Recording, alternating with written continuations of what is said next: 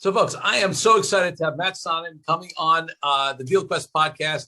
And Matt, just give me a little idea. I mean, some people know you're in the RIA space where we both spend a lot of time. We're going to be focusing a little bit, there. But what are they going to hear about on your episode of DealQuest? We're combining my world and your world in this conversation. So you're the deal guy and I'm the ops guy. And so we're talking about how important it is to think through post-merger integration and some of those in the weeds operational issues that come about when you're trying to merge two firms and really bring success in a merger. Yeah, no question. And, and then we talk about some trends in the industry, right, that we see and what Matt's experience has been. And then we actually, there was something that prompted me to say, hey, Matt, come on, that we ended with. You don't have to give the tips, but I know, I know we're going to end on that. What is that category of 5 things that you're going to tell everybody? Yeah, the top 5 mistakes. Top 5 mistakes buyers make when integrating acquisitions. Now that is gold right there. And the rest of the interview is going to be great as well. So look out for Matt Sonnen's episode of DealQuest. Do you want your business to grow faster? Are you open to new and out-of-the-box ways to drive revenues and increase value? How do you imagine the most successful entrepreneurs and business leaders double, triple, or expand their businesses tenfold or more? The answer is Deals. This is a weekly podcast featuring conversations with business owners, executives, and leaders as we reveal behind-the-scenes details that give you, our listeners, the confidence to pursue your own deal-driven growth. On the show, we discuss a huge variety of deals, everything from large, complex mergers and acquisitions to smaller deals that you can do even without significant capital. My name is Corey Kupfer, and I've been supporting deal-driven growth for businesses for 35 years as a successful entrepreneur, professional negotiator, and attorney. My goal is to help you strategize, plan for, find, and complete deals that will help your company grow faster. Welcome to the DealQuest Podcast. Let's get started. Matt Sonnen founded PFI Advisors to help existing RIAs tackle the various operational and strategic issues that arise as they continue to grow, and to help billion-dollar breakaway teams start their own RIAs. As M&A activity has continued to increase in our industry, Matt is often asked to tap into his integration experience while at Focus Financial Partners from 2013 to 15. Prior to Focus, he carried out 2 full system replacements while COO and CCO of Luminous Capital.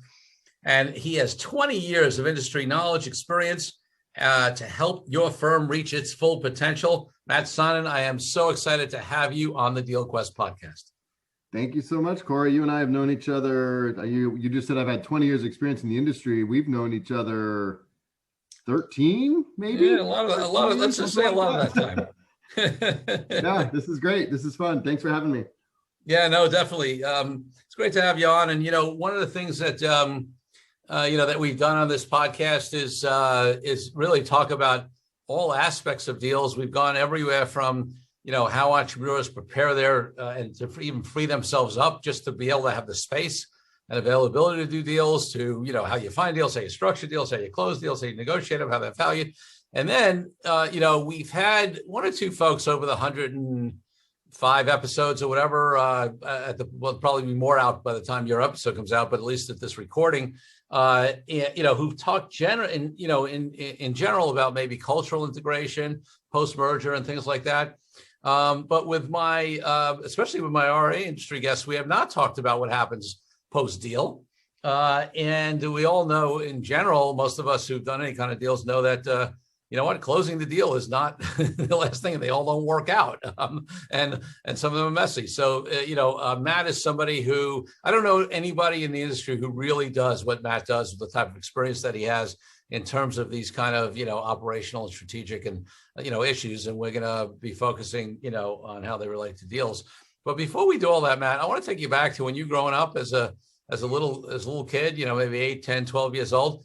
What did you want to be? Because my guess is, providing strategic and operational consulting and advice in the RIA space probably wasn't it. In fact, my guess is you probably didn't even know what an RIA was back then, but you tell me if I'm wrong. So I would say at 8, I wanted to be the third baseman of the California Angels. And I would say at 18, I wanted to be Eddie Van Halen. I love it. I love it. To sports, music, maybe if we go a little earlier, you wanted to be an astronaut, and then you have it all covered, right? Exactly. So being a quote an operations and technology consultant for the RIA industry was not high on my list as a child. No. Yeah, no, it would. The shocking thing would be whether it was even on your list. Right. I love it. And what is your first deal you can remember? It could be something fun you did as a little kid. It could be something you were involved in, as an adult. Just the first kind of deal of any type you remember. Probably baseball cards. I was mid '80s, mid to late '80s. I was big into baseball cards. So trading cards on the playground at recess. Those would be my first deals. Well, those are definitely deals, right? Yeah. No, I won't give you these two for that, whatever, all-star player, so exactly. I love it. So, obviously I gave a little bit in your bio and then just sort of in my experience with you, but, why don't you just give a couple of more sentences on what you do now generally. And then also, I've been in a recent conversation last week, you were telling me actually that, so much of your work right now is driven by the M&A in the industry, right? Yeah, we just we just completed our 5th year of business, PFI Advisors, and when we launched in 2015, we kind of went to market as, we're the breakaway specialists helping advisors leave the wirehouses and start RIAs, and we're definitely still doing that, but because of where here in 2021 now, where the RIA market is. I think 75% of our engagements right now are a buyer giving us a call, frantic buyer calling us saying, I just closed my first deal. I'm a $1 billion, $2 billion firm, and we just bought a $300 million RIA, $400 million RIA, whatever it may be. Now what? We're using completely different systems. We don't know how to integrate. We specialize in ultra high net worth clients, and the firm we bought, we wanted to get into a different client segmentation, so they're more mass affluent. So we're realizing very quickly now that the processes and the service model are very different. So how the heck are we going to integrate these businesses? So that's the majority of our work right now, and we'll see how long. I mean, better than I do, but it feels like this trend's going to continue for a while now. Yeah, it definitely does. So I'm assuming that all of these people call you 6 months in advance of closing to get, your advice to prepare for this stuff in advance, and it's all orderly, right? I can hear the sarcasm in your voice. You can?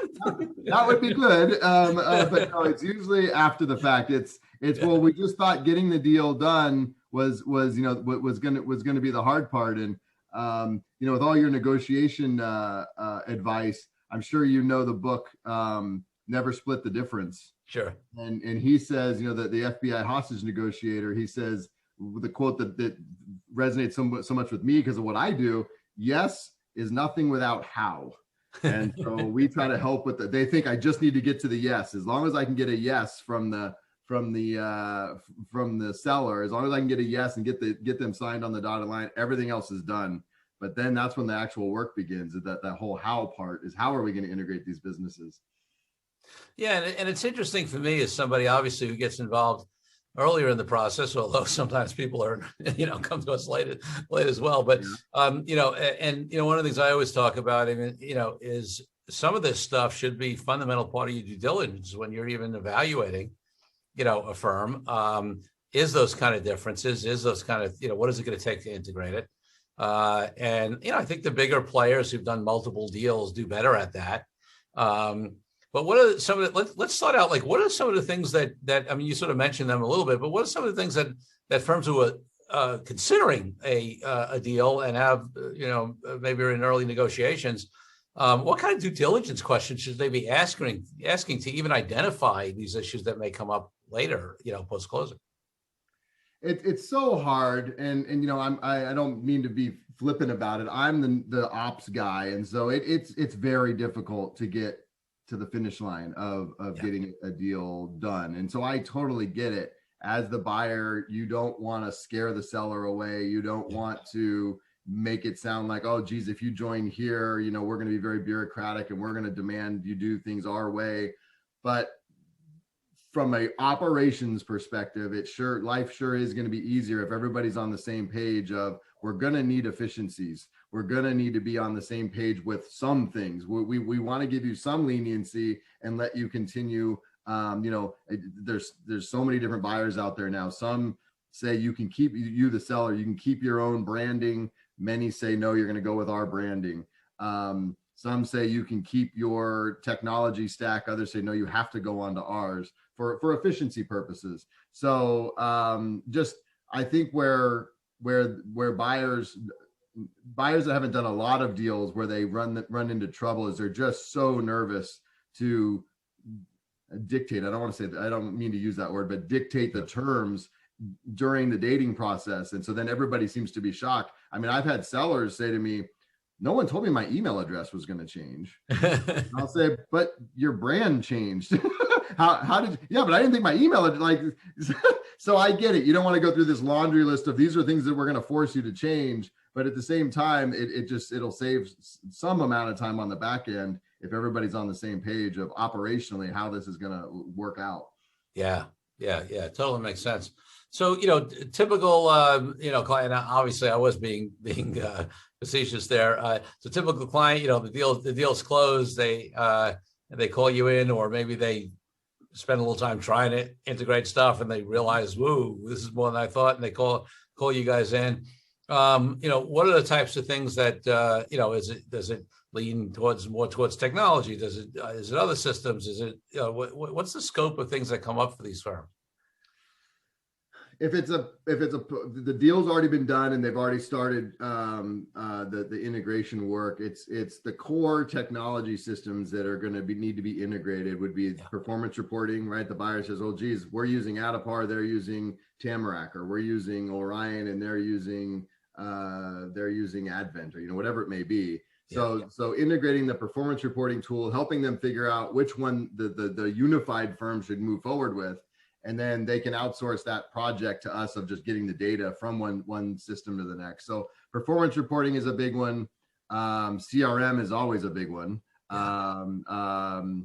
The financial planning tools, those you could keep separate if you wanted to, but usually, again, just for efficiency's sake, you want all the employees using the same systems because they're familiar with them. So the financial planning tool.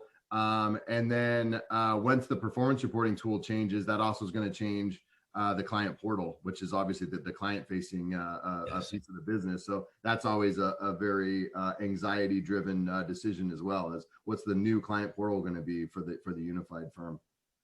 Yeah. And it's interesting because, there's so many other things that they've been navigating, especially when it comes to clients, right? Like, is that decision of branding is going to change? Do you have to repaper the client? So can you assign agreements? So there's a lot of, there's some of it that's just the efficiencies versus independence. And then there's sort of the client facing aspects of it where, everybody is interested in not having it be as disruptive to clients, but there's always going to be some level of disruption, right? Yeah, if we do have the ability to talk to buyers ahead of a transaction, we tell them all the time, you're going to want to be multi-custodial. You're going to want to learn the nuances of the major custodians, because to get through all of these other hurdles to get a deal done, to then at the end get to the end and then say, oh, and by the way, you're going to have to repaper all your clients because we don't have a relationship with Pershing, or we don't have a relationship with Fidelity. You're going to have to come over to Schwab, or whatever it may be. That is a problem in terms of trying to get the deal done. So the buyers should, if you want to get into the M&A game, we always recommend you go and get a relationship with the major custodians, so that when a seller does come and happens to say, oh, I'm at Pershing. Oh, yes, absolutely. We have a relationship with them. You can keep your clients there. We have some familiarity with their systems, et cetera. So definitely that is one that we try not to change If it's RIA to RIA, of course, if it's leaving the employee model and coming to an RIA, obviously they're going to be forced to repaper. But an RIA to RIA acquisition merger, we try not to repaper for sure.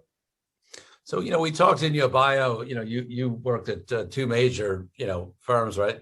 Luminous and Focus Financial, both of which grew in different ways and, had their own deals of various types.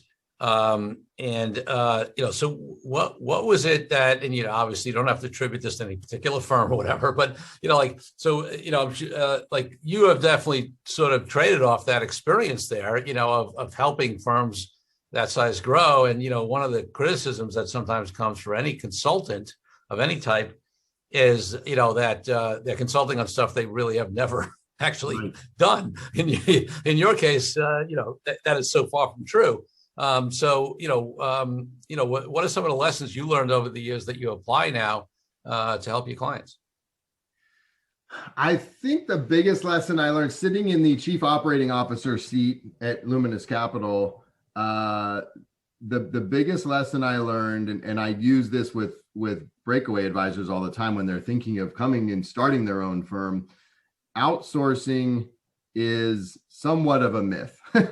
You still, I thought, as the COO and we're going to outsource technologies, I just need to get the two vendors on the phone together and I can basically go to sleep during the call and I don't really need to know what's going on. You need somebody in that seat in-house that knows. You don't have to know everything. You're definitely, you're using a outside firm for performance reporting for the nitty-gritty calculations, but you need somebody that understands how the data works inside that system and how the data is going to flow from that system into another system.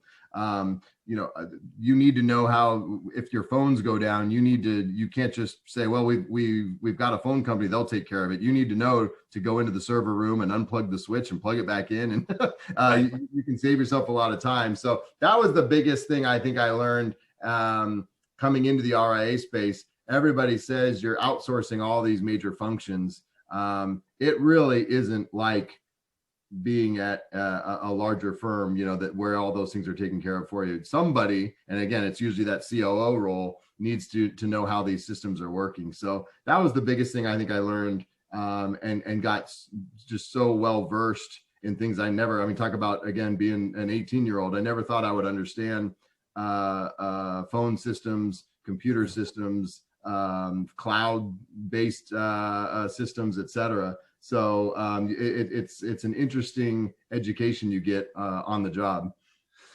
And it's interesting what you said, because the same thing really applies to RIA firms with their CCOs as well, right? I see that all the time where they outsource to an outsourced compliance consulting firm, and even the great ones which you and I know and deal with. There's only they can take a chunk of the burden off, but there's some things somebody's got to be on site, not only because it's required to have, an internal, either employed or contracted, CCO outside the compliance firm, but also because just the practical day-to-day implementation and, monitoring and, and application of, you need an in-house person there too. And I see firms make that mistake as well, where they just assume they can outsource to a compliance consulting firm on the compliance side, and they run into trouble because nobody's watching the ship. That's an even better example, because I wore that hat too, a CCO hat, and through a routine audit, the SEC walks in and they say, who's the CCO? And you raise your hand and they start asking questions. You can't say, I don't know, here's the phone number.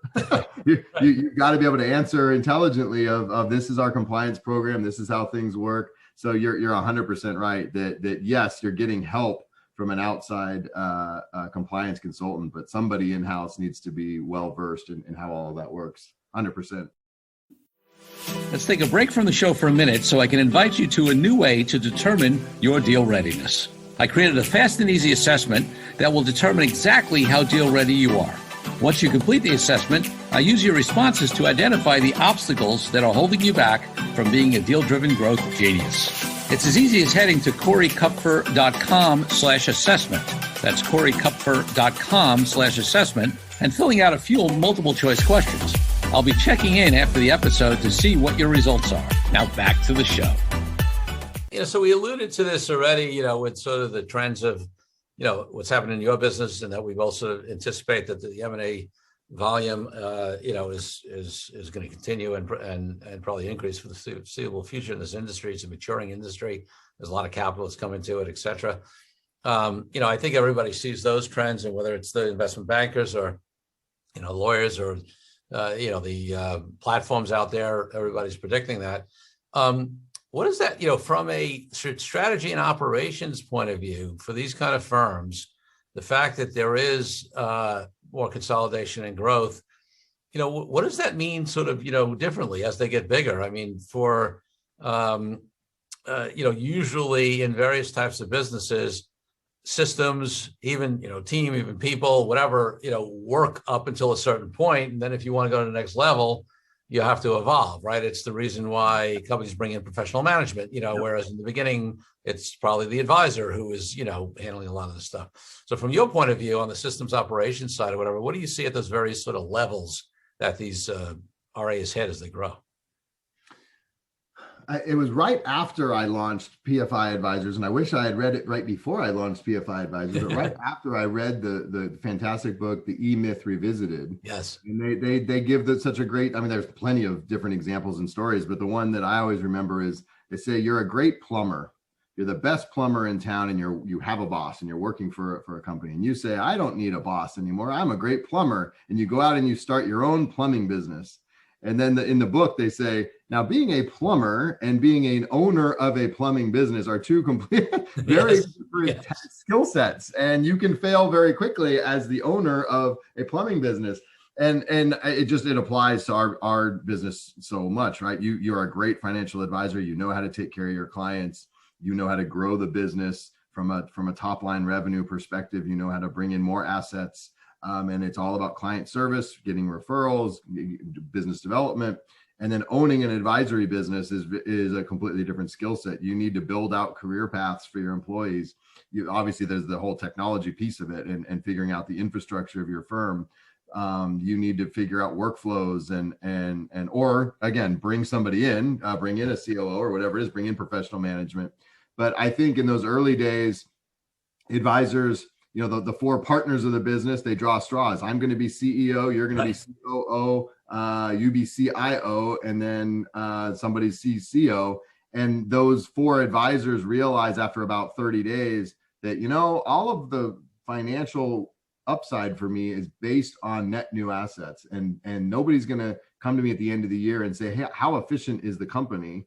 So I need to go work on business development. And so all those C-suite job descriptions, responsibilities start to go by the wayside. And so that's where they need to bring in professional management. And people ask me all the time, what's the AUM number? And I don't know. It really has to do with the complexity of the business, number of employees, complexity of the clients. So it's very hard to say, at 100 million, do you need professional management? Is it at 700 million? Is it at 1 billion? It's very hard to say. But if you feel like administrative tasks are slowing things down, and if things are starting to slip through the cracks from a client service perspective, it's probably time to let the advisors just focus on client service and business development and bring in somebody else that can focus on the administration and management of the firm. Yeah, and it's interesting because I'm a big fan of Gerber's The E-Myth, and another book that sort of applies here is a book called The Dip. There's a book called The Dip by Seth Godin, and one of the things he talks about, and I think I might be combining two things, but I'm pretty sure this is in that book, where effectively what happens is you grow and get to a point where your current business model doesn't work anymore, whether it's bringing in professional management or upgrading your technology, or maybe some of your employees aren't able to sort of step up as you grow. And there's a point at which, in order to go to the next level, you have to make an investment. It's investment of money, of time, of maybe hiring people, maybe paying outside consultants. And what happens is it's a tough decision to make because you dip for a while. Like, in other words, your profit is going to go down for a temporary period of time. If you do it right, it's going to go back up and be able to go to higher heights. But, it's just impossible to just continue it going because you hit this threshold, you hit this plateau where you can't just do anymore and you got to make an investment. 100%. I spoke with a CEO of a multi-billion-dollar firm this week, and he was kind of just going through the history of the firm. And he said, those first couple of years, you're just scrapping and it's more about survival. I just need to get revenue up to a point that we're surviving. He says, then you start to get a little bit of profit and you feel so good about it. It's like, oh man, I can take a salary. But that's the point. Unfortunately, that's where then you need to, thank God we have a little bit of money we can invest into the business. He says, then we had to stop profits for two more years, just making investments. He goes, but then in that third year, we just exploded. He says, but does it take a while to get there? Yeah, it's really true. And listen, it's why a lot of small businesses of any type, including, advisors, may stay small because they don't want to do that. And by the way, I want to be clear. I don't have any judgment on that. I've said this in various contexts. If somebody wants to build a nice practice in the RA space or small business in another space, what's often called the lifestyle business. And, especially in this industry, right? I mean, people can lifestyle business in the RA space makes a heck of a lot more money for people than a lot of people make in other spaces, it's, I don't have any judgment or criticism on it. It's just that many of them, not all of them, many of them say they want to grow and, but they don't want to make the sacrifice. Well, you got to make a choice. You can't do both. And then also in your world, it's I want a lifestyle practice, but I'm going to sell my lifestyle practice for 11 times. right. Not going to happen. It's not going to happen. You either one. They're two. It's a barbell. You got to choose one, and both are fine. Both are great, but there's sacrifices and there's consequences to those decisions, whichever way you decide to go. Yeah, absolutely. So, is there anything else that you're seeing in the industry in terms of trends, or just in the evolution of your firm and the kind of services that clients need, that just anything interesting you're seeing in the RA space that we haven't talked about? I think you and I talked about this a couple of days ago. 2020 was such a wacky year for everybody. I've joked for our business, PFI, I've always said that the biggest risk to our business model is everything we've been talking about. RIA owners identify as financial advisors first and business owners second. So is any RIA owner / financial advisor interested in what we have to offer, which is, efficiencies, profitability, et cetera. Sending everyone home last year unearthed a whole lot of operational inefficiencies, and our phone's been ringing quite a bit. A lot of owners now have realized there is something to this efficiency. There is something to investing in technology. I think that and a lot of the custodians have also, obviously they've been talking a lot about COVID pushed the digital onboarding of clients, ahead several years, right? In 1 year's time. But I think this evolution of quote practices to businesses has been pushed forward a couple of years in this past year as well. I think it's driven a lot of advisors / RA owners that have been saying, we'll get to that someday. We'll get to that someday. I think they realized in the last 12 months that they need to make those investments into their businesses now. Yeah.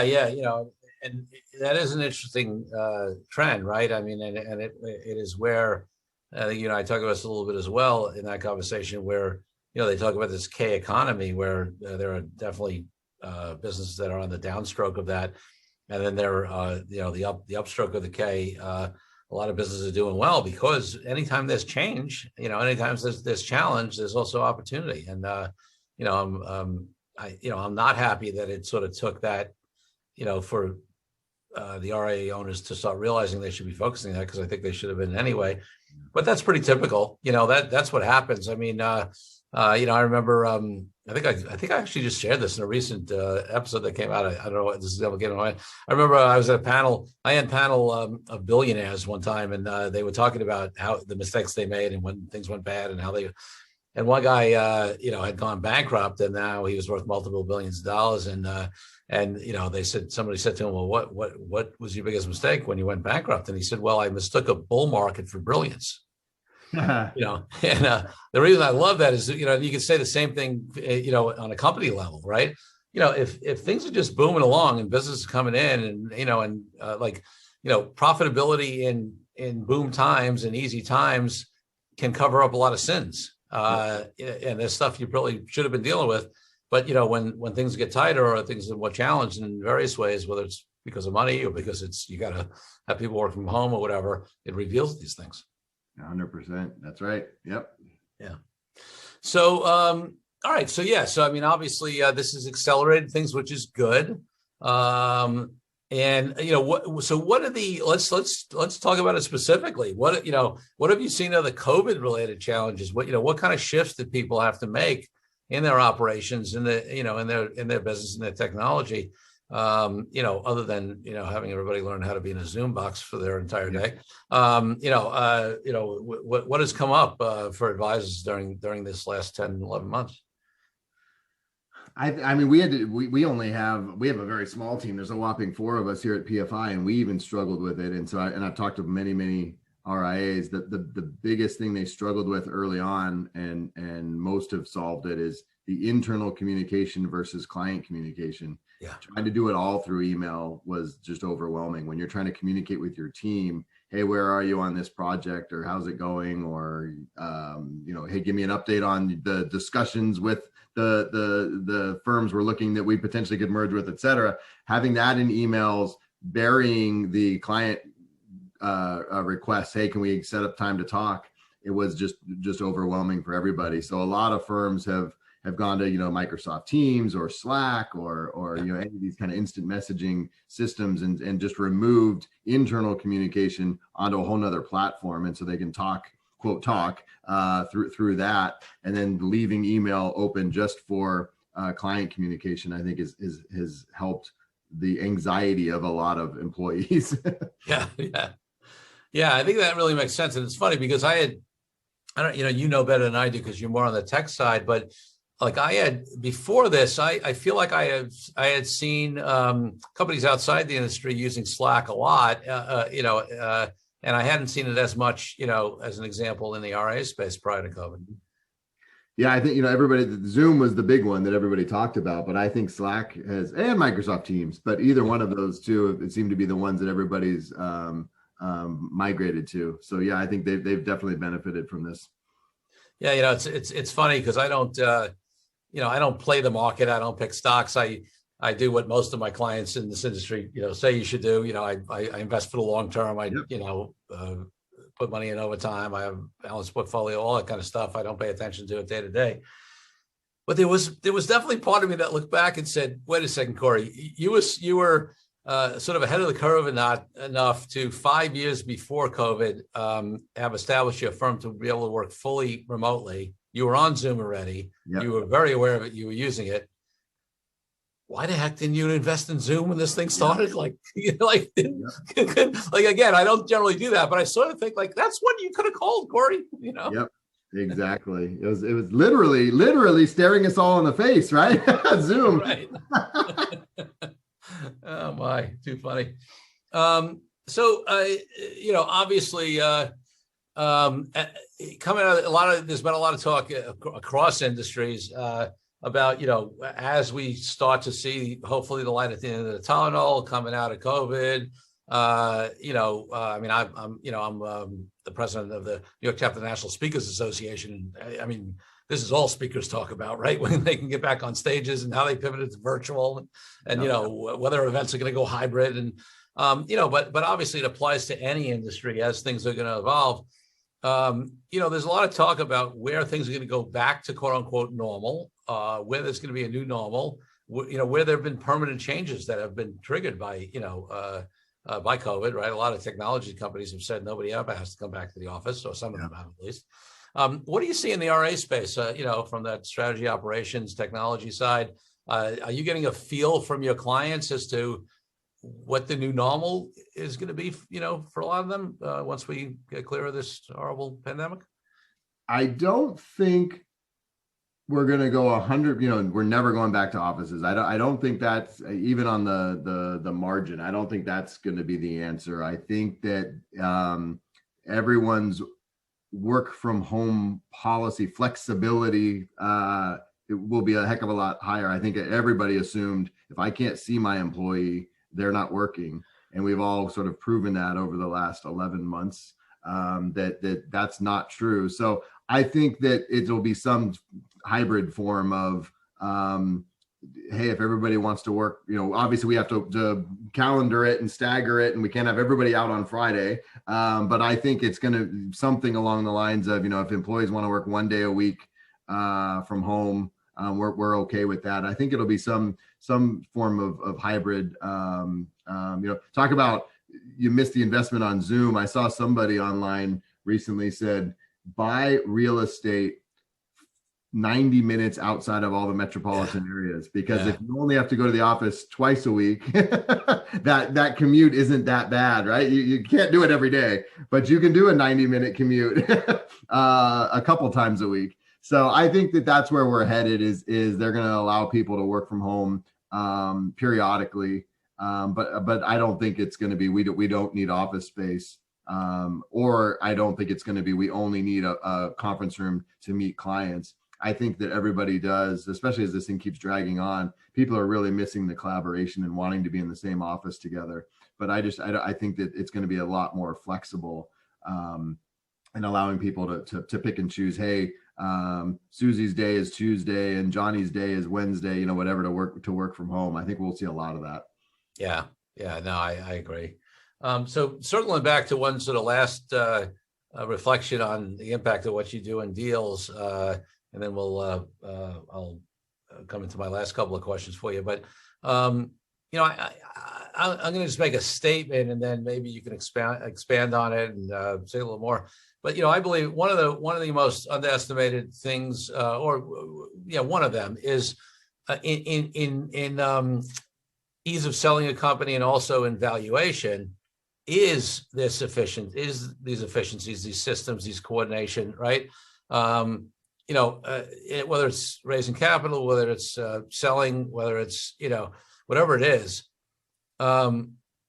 scalability, right? And profitability are two huge factors in how valuable a company is. And I feel like people underestimate that. Have you seen that? I mean, obviously you worked at some big places, you see it in the industry. I think it's something that if you ask somebody, they would agree logically, but I don't think most firms are paying as much attention to that, as they could be. And I may even actually put the question back to you, because I don't know where the inflection point is. I feel like the larger firms definitely, because they're looking for PE investment, right? They absolutely need to be investing heavily in being efficient. The buyer obviously is buying the recurring cash flow, and they want assurances that as more AUM comes in, that the firm is going to continue, those cash flows, the profitability of the firm will maintain and hopefully even improve. I every once in a while we'll have a $100 million firm call and say, hey, PFI, can we spend money with you to upgrade all of our technology so that a buyer will be more interested in us? And I always give kind of a real estate analogy. I say, you're selling your house. Don't spend $25,000 upgrading the bathroom, right, hoping you're going to get a $15,000 more on the sales price. It's not a good use of your money. That's right. Actually leave the bathroom or the kitchen, whatever it is, looking like 1978, because the buyers are going to come in and want to rip it out and put their own stuff in anyway. That's right. So I don't think, and again, I'll ask you, I don't know where exactly that inflection point is, but the smaller firms, I don't think need to do major spend and upgrade technologies and get efficiencies and hoping to sell to a $700 million or a $1 billion firm. But the multi-billion dollar firms that are expecting private equity to come in, they 100% need to be doing investing in efficiencies and scalability. Yeah, I 100% agree with that distinction. And I love the sort of, house, bathroom, kitchen upgrade, whether analogy. It really makes sense. Sometimes those investments make sense and sometimes they don't. And certainly at a small level, the acquirer is going to integrate you into their, if you're $100 million, especially, you're going to get integrated into their infrastructure, into their systems, into their whatever. So to spend money on that, if you spend money on anything, if you are so bad that, it's like you can't get accurate numbers, or you can't, which I've seen, or whatever. You have to get to a point where you're level of inefficiency doesn't create major worry about risk.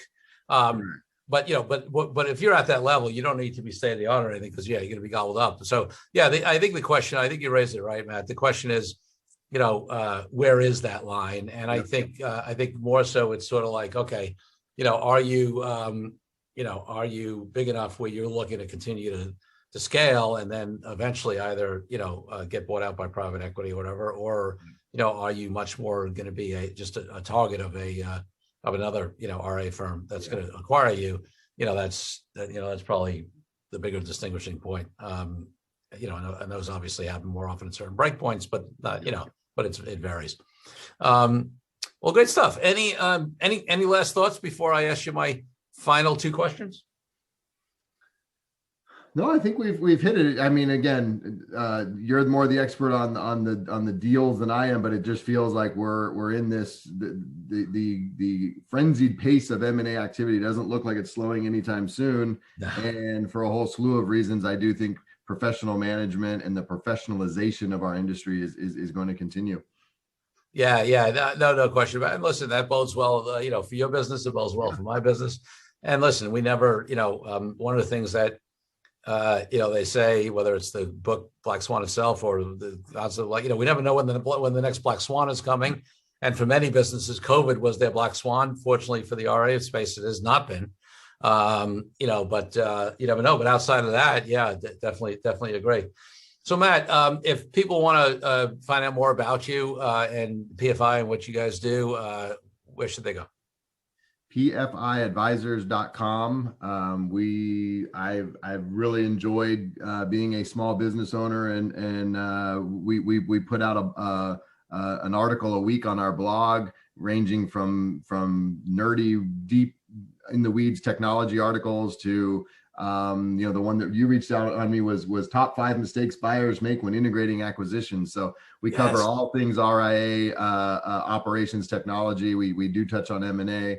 And every once in a while, I'll throw in an Eddie Van Halen article in there or something, something kind of fun. But the blog is updated very regularly, and we also have a COO Roundtable podcast that is also accessible on PFIadvisors.com. Excellent. And I'm really actually deficient, because that did trigger listen, we've known each other so long. That did trigger my thought of saying, hey, let's get Matt on the podcast. Yeah. Just quickly give us what are the top 5, reasons.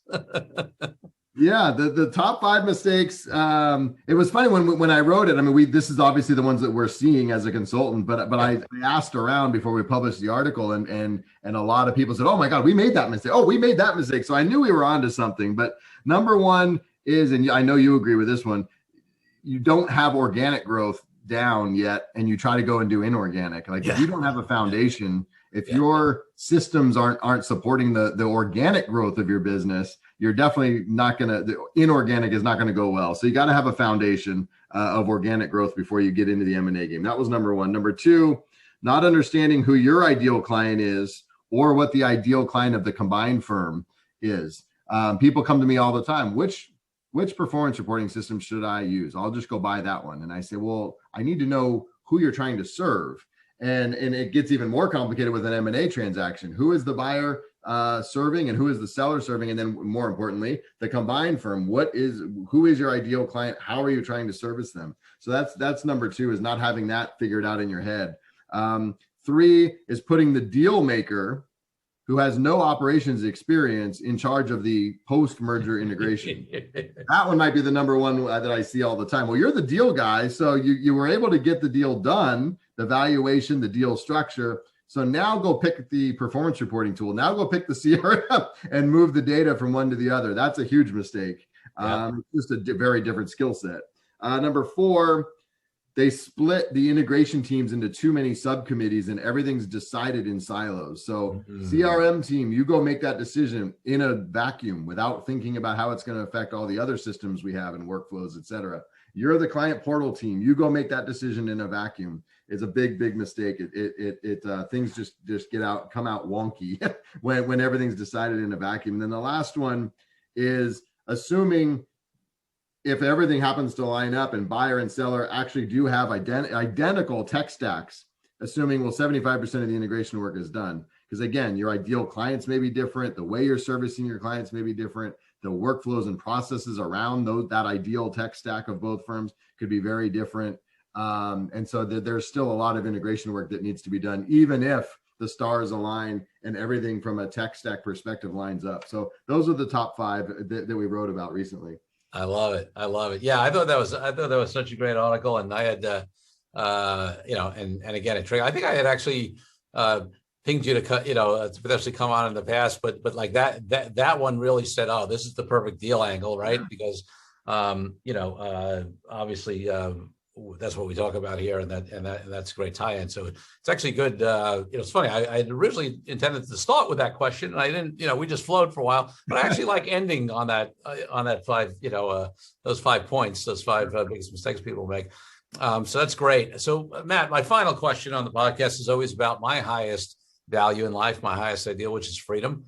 And freedom for me means everything from freedom from everybody in the world to live their life and not be oppressed, and to the reason I'm an entrepreneur. You and I have talked about being an entrepreneur, and the benefits of it, and the and also the challenges. But so for me, it sort of permeates my life, and it's one of the reasons I love supporting advisors going independent, right? Because for me, like independent, that's freedom, right? So, what does freedom mean to you, and how does it apply to your business and life? When you say the word freedom, I think I go for some reason my head went very internal, and it's feeling good about yourself and not being, don't have any demons and kind of the butterflies. So I think maybe it's because I'm a UCLA grad. We're always sort of contractually obligated to talk about John Wooden. Yeah, that's right. Talk about John Wooden, but his definition of success is so fantastic, which is the self-satisfaction of knowing that you've, put your all out there, and you've realized your potential. And so that sort of is the definition of freedom for me is do I feel like at the end of the day that whether it's that specific day or we're talking about a week or a month or a year, whatever it is, but I just have that self-satisfaction. That feels like freedom to me. I don't have that weight on my shoulders of I really didn't fulfill fulfill my destiny is too cheesy, but I didn't fulfill my potential.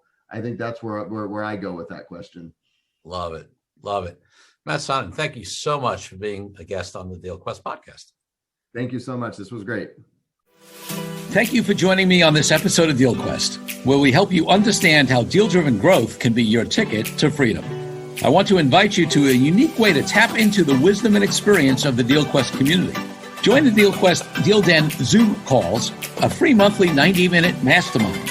In the mastermind, we address all the challenges you may be facing and help support you with the opportunities that may arise in terms of deal-driven growth.